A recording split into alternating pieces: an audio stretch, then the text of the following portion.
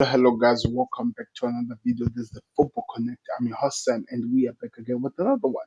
So the first thing that we need to talk about is Joao Pedro has been unleashed. So today was, of course, Chelsea versus Fluminense in a game which was the decider who goes to the final. And I think we can all agree that Chelsea were the better side. They had everything in their control. Fluminense could not deal with them the whole entire game. And like I'm saying, Joao Pedro has been unleashed.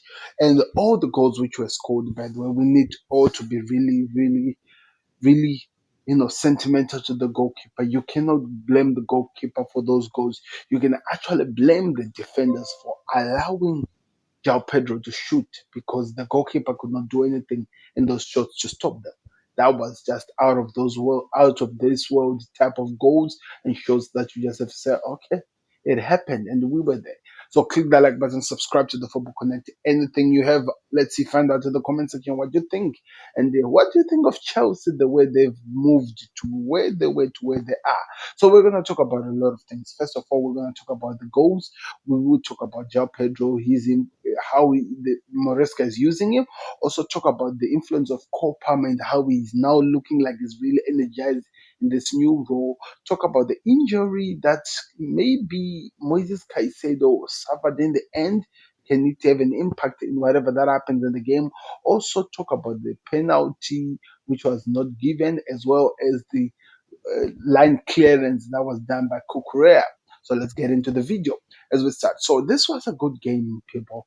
Really, to be honest, from the beginning of the game and watching it, it always felt like Chelsea were in control. It always felt like Chelsea were running the show. It was just a matter of time when they were going to score more goals, what was going to happen in the game. Even though at some point, Flo, they felt like they were trying to take advantage to go do something. Fluminense could not do anything really to take advantages of the opportunities. Sometimes Chelsea would attack going with so many men, but Fluminense could not actually take advantages of those opportunities. Then out of nowhere, in a run by, of course, Pedro Nato. He passed it back to Joao Pedro, and Joao Pedro scored one of the best goals of the tournament, man. I'm telling you, that killer, the way it went in into that bottom corner, man. The goalkeeper of Fluminense just there, just stood up and just appreciate.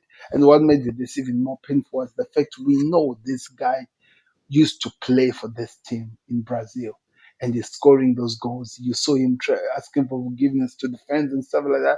But at the end of the day, it still hurts. It still hurts knowing that one of your own is the reason why you are literally going to go out of the tournament. Then I'm like, okay, it's 1-0. It's still first up. What do Fluminense have to do to show that they can come back in this game? What can they do? And I have to say, I felt like there was absolutely nothing that they could do because the only guy that could do something was marked out of the game. Maybe at some point it was by Gasto, and in the second half it was by Rhys James. He was not allowed to breathe. They tried to make some changes, try to do what, but that team could not really overcome that robust midfield. And when they try on the wing back, Kokorea and Gasto or Rhys James were doing enough to stop them from doing anything. At some point, that's when they got a free kick, which was crossed in. It hit Chalaba by the hand, and of course, the penalty was given by the referee, in which it went to be reviewed. And I was really curious to hear from the world, what did you think of that? Was that a penalty or not? Looking at it with the way the player was positioned and whatever that happened, was that a penalty? I don't really think so because it felt like he was moving his hand away from being an impact, and the ball hit him. So that kind of like makes sense according to the rule book because it felt like he was hiding his hands behind the scene. So you cannot give a penalty for something like that. So I felt like that was a good decision. That as the game continues, you see some of the tackles, the frustration, they actually had an opportunity which they they went on, and the guy that I was expected to be the guy who helps them to come back in the game did so well, hit the ball. It was very close to pass the line. Then Kokorea out of nowhere kicked the ball away from that position, and it was checked by the way by the VAR, by the technology, and you could see that the ball did not pass the line, so it was never gonna be a goal. And by the way, I don't even think it even reached the line. The way it was defended by Korea, and that's how the game was like. And Fluminense tried and Chelsea were doing all they can. And I felt like really in terms of defensively, Fluminense are really a good team. They stopped Chelsea from finding joy in the opportunity that they do, taking advantages with their strikers, with their speedy forwards. They just could not get at the advantage to cause any chaos. The problem only came, and I think this is really important. The problem only came when the ball went in the legs of Joao Pedro. And there were some crosses that Fluminense were putting, and Joao Pedro was pushing them away. So this guy is not only so special on going forward, he's also special going backwards, helping the team from not being taken advantage of, helping the team by defending as well as taking advantages of the opportunities that are being created going forward. I have to say something. I was really interested in seeing what I saw today because, of course, remember that way it was Caicedo and Enzo in that midfield. Then we saw how the manager of Chelsea was playing around with Cole Palmer, João Pedro, and what's his other guy, Nkunku, and the Pedro Nato, the way he's able to rotate them, the way they were playing in the positions when they were needed to show up in the spaces where they needed to cover, it is really out of this world. He really was confusing that defense of Fluminense. They just did not know who to pick out.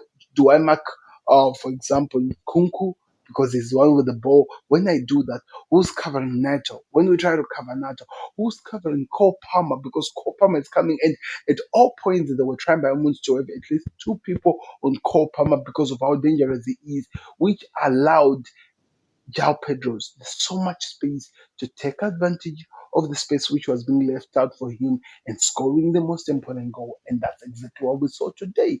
The second goal was a rocket, top beans. You just saw the net shaking. This guy literally destroyed Fluminense from all the position. And after the second goal, you could not see anywhere back from the Fluminense players. There was no way for them to find a way to come back in this game. The game was practically gone. Everything which was important had been done. The goal game had been won, goals had been scored, and it was just a matter of time to see where was the game going to lead up to, because that's the only thing we were now looking at. And it did. Until in the last minute, Caicedo, I think he did not step properly. And I'm worried over that one, not because of this game, because the game had already been won, but the game that is coming ahead, which is the game against either Real Madrid or PSG. Playing that game without Caicedo, it's a problem for Chelsea. It is a good team which is being built. Going forward, they are so good. But defensively, that protection that Moises Caicedo offers with his energy and his robust, the way he's destroying so many attacks, it's really important and it's needed. I know Romeo Lavia can do something. It's really good. But how fit is he? Because he did not even play in this game. So many questions has to be asked over that situation. So it's going to be interesting to see what happens. Nicholas Jackson came back today in the games after that red card, and we saw what he did. Really, to be honest, in the game, did not really offer so much. He tried, but did not offer so much. And as the game continued, it was really clear that he had an opportunity which he could have squared it to Kopama to make it three. He didn't, because with a 2-0 win, you're never sure.